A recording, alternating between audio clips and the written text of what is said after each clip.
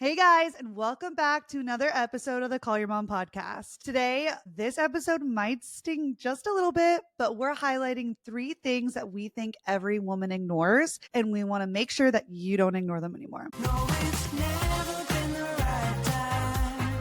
Like we're holding back the storyline. And I'm waiting at the end of the night, thinking of you.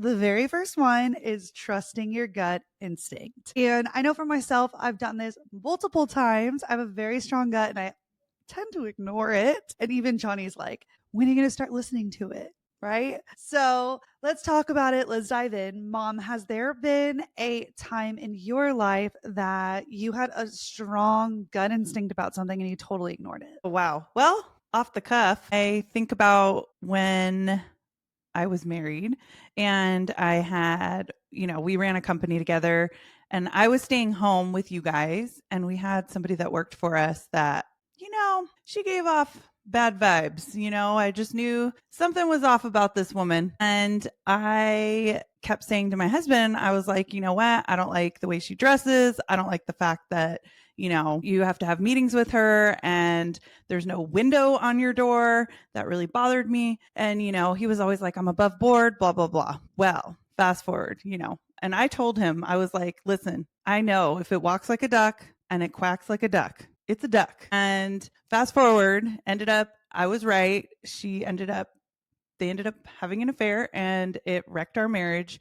And, I think a lot of times, I squashed how I felt because I was like, no, you're just being crazy. And everyone would tell me, your husband just loves you so much. You would never do that. But I wish I would have been more in my intuition and would have listened to myself because I was right. And I think a lot of times we squash those feelings of intuition because we are afraid we are right or we're afraid we're going to look like a fool. But at the end of the day, what's the worst that could happen? You're wrong. Big deal. You know what I mean? You learned a lesson, but I was right. And I always laugh because I'm like, I used to tell him, like, you need to put a window on that door. And I'm just crack up because if it was the woman I am now, like the woman then, I was very timid. But the woman I am now, as I've gone through like healing and things like that, I'm like, I would ask once. And if the second time it wasn't done, that door would have been off its hinges. He wouldn't have had a door. So ladies, listen to your intuition. If it walks like a duck, quacks like a duck, it's a duck. 100%. I totally agree because it really, your gut does, you know the person. Actually, I should leave with this. You know the person, you know their actions, you know the things, especially when you're married or dating for a long time. And so, like when they're lying, like in the back of your head, or just like little things. I mean, mine's not as drastic, but like Johnny, for example, I know when he's totally lying to me. And let me preference, like Johnny lying to me is probably about video game time. It's just Johnny's not like doing, no one read into this. Yeah. Like, I'm like, oh, hey, honey, what are you doing? And he's like, nothing. And I'm like, you little liar. I know what you're doing. You're playing video games. And he's like, how do you know? And I'm like, because I know what you're doing. Yeah. Like, I just know. Yeah. So if and this not just in relationships, trusting your gut instinct, there's all kinds of different areas, but trust your gut, trust yourself, lead with what you believe is right. I said, and just kind of dive in. It takes some practice, but Yeah. and normally right. And that's how you build confidence in trusting your intuition. I think especially when we're younger, we're so intimidated to speak up, and to take up space. And we're afraid that we're going to be wrong. And I'm like, so what happens if you're wrong? What happens if you trust your intuition and you say, you know what, I'm going to take this leap, or I'm going to, pursue this further, whatever it is, and you end up being wrong? I mean, at the end of the day, like I said, you just learn a lesson, right? And it's like when you know better, you do better and you can make better decisions. And then you start learning to trust yourself more and more. And I think a lot of times, more times than not, we're right and we're not wrong. And we're afraid of that too. We're afraid that, what if I am right? And so I just think we're just so afraid when we're younger of stepping on everybody's toes that and then we're afraid of the unknown outcome. And it's like at the end of the day, when you trust your intuition and you start listening to it, it helps you take control of your life. Mhm. And I feel like you did that with the job you were at prior to starting your own business. Is you kind of ignored your intuition for a while, and then finally, your body started to actually manifest, symptoms, and was forcing you to listen to your gut, right? Yeah, I started to break out in rashes. Yeah. I was really stressed out. I mean, they came for a long they came even afterwards with starting the business. Mhm. But I would say when I finally learned to listen to my gut instinct when it came to my career wise, it allowed me to stop looking for signs for everything else and realize that my sign really was my gut instinct. I think when we go to make decisions in our lives, we tend to want to look everywhere else before looking inward. And because we want a sign, we want like this sign from the universe to like come down and be like, this is what you do. But the truth is, our sign is our gut. And when you finally start to listen to it, it starts to point you in the right direction. And for me, I finally started to listen to my gut and it opened up new opportunities for me. And it also allowed me to trust my intuition in ways within business as well and within how I wanted my life to go because I started to choose things for myself rather than other people. So I'll even turn down clients now because I know what the workload will come with and I don't want to put myself into a position where I was unhappy, not chasing after my values, not going and creating a life that I actually wanted. And a lot Mhm. of that came with trusting my intuition and not listening to anyone else's opinions because the people around us will often affect how we make decisions. So, when you're trying to make a decision and you're trying to listen to yourself, we often go to our best friend, our parent, our spouse, significant other, brother, sister, aunt or uncle, whoever it may be. And all of those people may love you and care about you, but they all have fears, doubts, opinions, things that happen to them that they will place onto you. And it's not intentional because what they love you so much. They want the best for you. But often we'll make that will alter our decision making and make it harder for us to trust our gut instinct. So when I'm trying to make a decision about something that's really hard, I'll often go inward first. And instead of going outwards and looking for other people's opinions, get a grip on what that decision is for myself and then go outwards and ask opinions. And when I was in that job that I knew wasn't right for me, I knew it wasn't right. There were so many different signs outside of even getting all the rashes, but I kept on looking for constant, signs and gratification from other people to know that it's going to be okay to leave something. And Mhm. often we need to just look inside and dive right in and say, we need to leave the situation, even though it looks scary or whatever. You just need to trust that gut instinct. Yeah, I agree. I think going inward and listening to your own voice is so important. And listening to your body, I think our body manifests physically and Mm-hmm. emotionally when our gut instinct is trying to tell us something. And so many times we learn to suppress those things. One of Yep. the really good example that I saw was how when we're kids, we're taught to be polite to strangers, right? Yes. So we don't want to offend them. We're taught to be nice. And this woman was talking about how she was in her apartment building and she lived in like New York or something. Her elevator door opened and there was a man standing inside. And her gut told her, do not get in this elevator. Like she could feel inside of her body physically was like, do not go inside. And she went against her gut instinct, her primal instinct to not get in that elevator.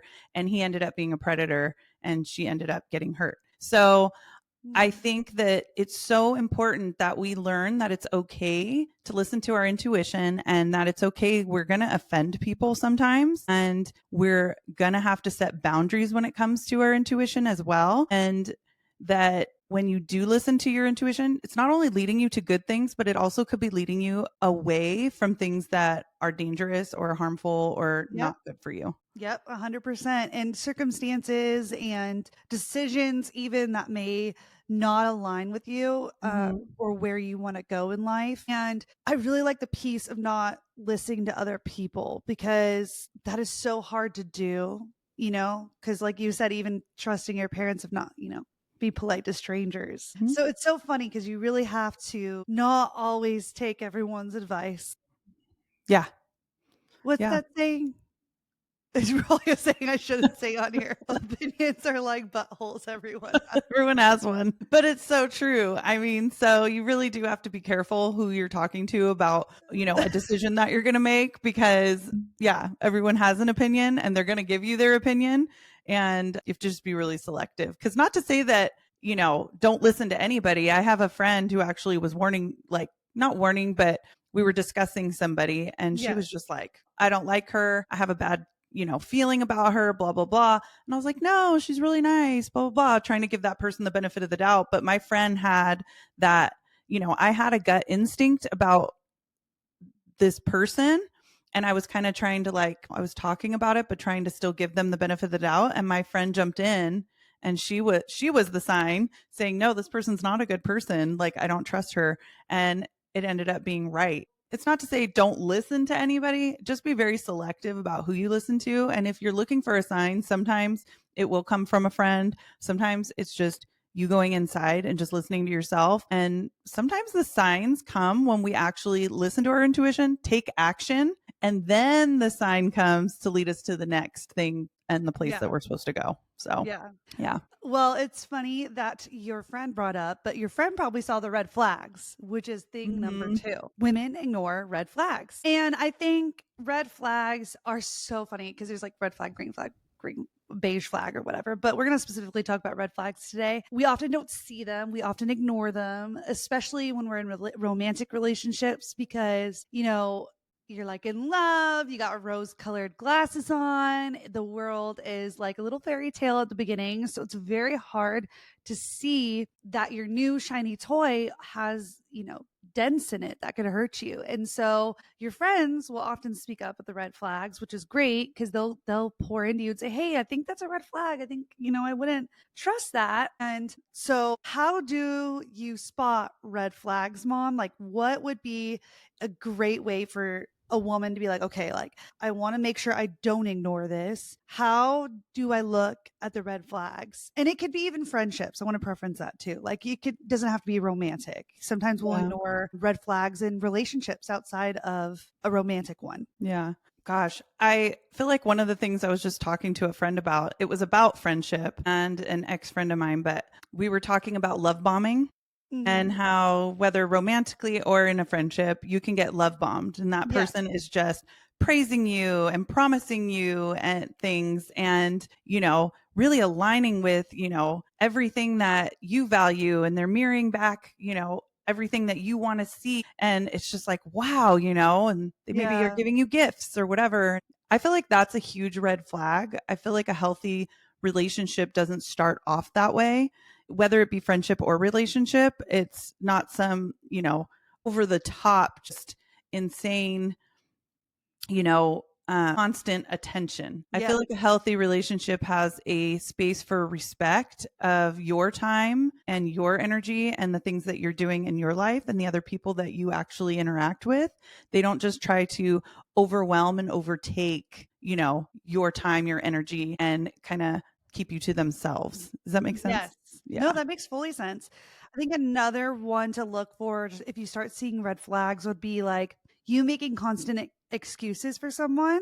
Mm, I think there's two. This one's a little bit of you got to be careful with the lines, but if you think about it, really, if you're constantly making an excuse for someone, and I mean constant, because there's like okay, like maybe you went on a date with a guy and he had to leave early because something was happening with his mom, like whatever, that's fine. But if it's like over and over and over again, and you catch yourself defending the person to your friends over and over and over again, and they're trying to warn you about certain things that they're seeing or hearing, take a step back and be like, hey, okay, I hear that they're concerned and I keep on saying these different excuses for this person and think of it objectively. And it's very hard to do that because often you feel so many different emotions because you care so much about that person that it's hard to look inward. However, if you take a step back, take a breather, you'll often get clarity and see that, oh, I am making those continuous excuses. And why am I doing so?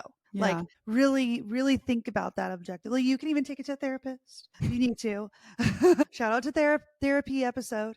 But, really just take a step back and think, okay, why am I making these excuses and why are they continuous? Are they building up or is it just like one or two?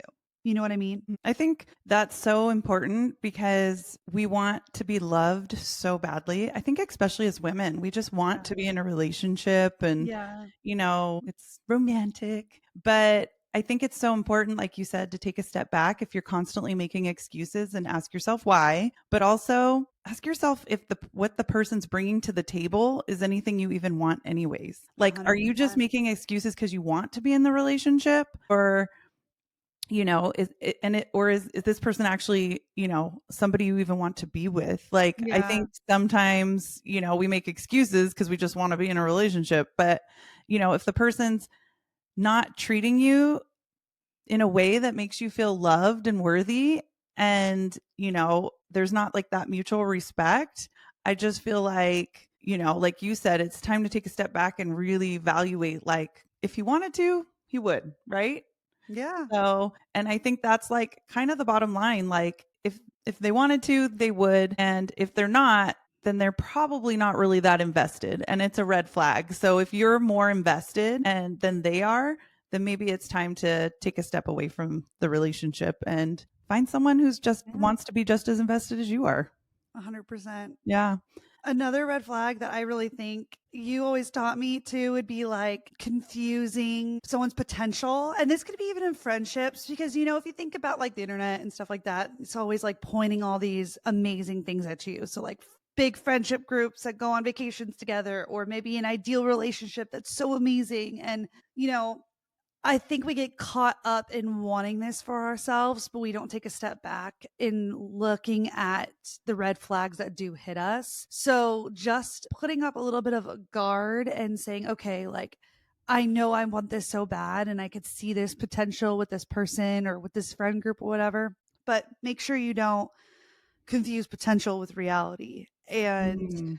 that it's not you're trying to continuously wait for this specific person to be a certain way. I think specifically in relationships, women do this. You like see the potential in a man and you wait and wait and wait and wait and wait, and it never comes. And that more Mm. often than not, that happens. Mm. Have you had like an experience with that, mom, or have had a friend that experienced that in a relationship before where they kind of like confuse someone's potential and then like years later or whatever reality hit them? Yeah, I've actually watched a friend of mine date a couple men where, she was like, no, like they're just not ready to be in a relationship right now, Mm, or whatever. And they're just kind of waiting around for that person yeah. to pick them. Or, she was in a relationship and then, she was just waiting for the guy to, tie up loose ends in his divorce and, get his career going or whatever. And just, it was always something, just that waiting, that, Yeah. the waiting. Yeah. Like you said, like always waiting on the person to become the version of themselves that I think a lot of times she was romanticizing in her own brain. I think we can make up stories about who somebody can be and Yes. how a relationship can be, because we can take little small pieces of a connection with somebody and turn it into something bigger, because we as human beings are just really good at like making up stories, Yeah. and we like to hold on to hope. Yeah. And I definitely have experienced that. Yeah, I've watched her walk through that a couple times, and it ended up just crushing her because the man really wasn't truly intentionally like interested in her, and then it ended up dumping her on the side, and then they did end up in a big relationship. Yeah. So I think you do have to be really careful with don't fall in love with potential. And I think I've told you and your friends that so many times over the You years. Like, have. just be careful. Do not fall in love with someone's potential. See them for who they are, because when somebody shows you who they are, believe them. That is it. That's who they Mhm. are. And if somebody wants to change, only they can change. You Yeah. can't do it for them. You mentioned like stories, and I think that's like that kind of reminded me of something of extravagant stories. Like Mm, people will make up extravagant stories, and that is a major red flag. And I honestly think like people will show you they care about you when they're consistent with you. And that includes with any of these red flags or just these things to see if there's a red flag. Like these things also just like help you bring awareness to see if there's any red flags. And people who are consistent in their stories and who they are and how they show up for you are the people that actually care for you. And I think we forget to do that and we tend to make excuses all around for the different red flags and you just have to watch out for it. yeah, 100%. I agree. Okay. Number 3, and this is a big one. I know I've struggled with it, and I know if you are at any age as a woman, you have struggled with this, but making sure that you meet your own needs. Like, Yes. don't forget about you. 100%. I Yeah. don't think there's any age that we as women kind of have a hard time with this, just because it's natural for us to, I think, want to be everything to everyone all the time. It's just kind of built within us to be nurturers. So I think it's really hard because we want to do it for everyone else and then we forget to do it for ourselves. I even have a friend who, like, if she has one day where she just has downtime, she's like, "Oh, I feel so unproductive. I'm not doing anything." And it's like, you can take care of you. It's okay to just like have time for Mhm. yourself. You know what I Yep. mean? And I think it's so important as women, because if you're not pouring into yourself, you're eventually just going to be empty. And then Yeah. you have nothing really to give back to other people and Mhm. give to anything else outside of you that you're even interested in. Right. And Mhm. then I find that a lot of times when we don't pour back into ourselves, we're actually kind of grumpy and we're like begrudging of the things that we have to do. You know what I mean? Instead Yeah. of being happy to show up wherever it is that we actually want to be, we kind of end up kind of like begrudging about it because we're trying to pour from an empty vessel. Yeah. 100%. So I want to talk about some signs that you might be ignoring your needs because I feel like this is important and we have it written down. Hmm. Okay. Number 1, resentment sneaks in, which is kind of what my mom was just talking about. So you feel like resentment towards someone else or your circumstances.